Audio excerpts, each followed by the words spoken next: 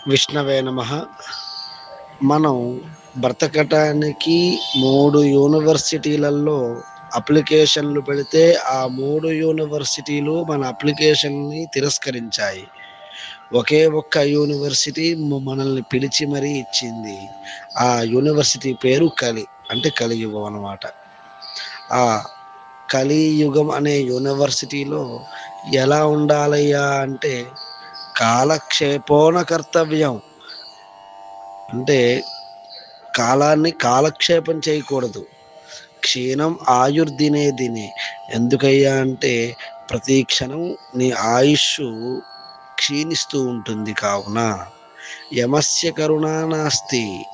వీడు మహాపండితుడు, వీడు బాగా చదువుకున్నాడు, వీడు దానాలు చేశాడు, ధర్మాలు చేశాడు, యజ్ఞయాగాలు చేశాడు అనేది ఉండదు.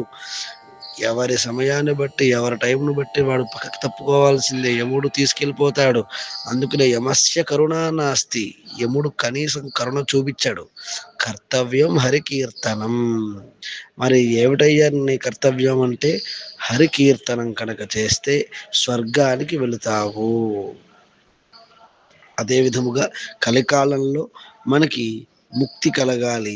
అది కలగాలి అంటే ఈ రామాయణ మహాభారత భాగవతాలు చదువుకుంటూ ఉండాలి. భాగవతం చదివే టైం కూడా లేదండి అంటారా?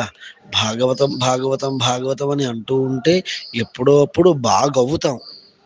అందుకనే భాగవతానికి పేరు భా అంటే భక్తి, గా అంటే జ్ఞానము, వా అంటే వైరాగ్యము, తా అంటే తత్వము, అంటే ముక్తి.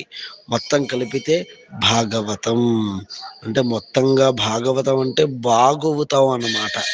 కావున మీరందరికీ ముక్తి కలగాలంటే ఖచ్చితంగా ఈ కలియుగంలో హరికీర్తనం దైవస్మరణ ఎంతో అవసరమని అర్థమైనది. శివాయ గురవే నమః.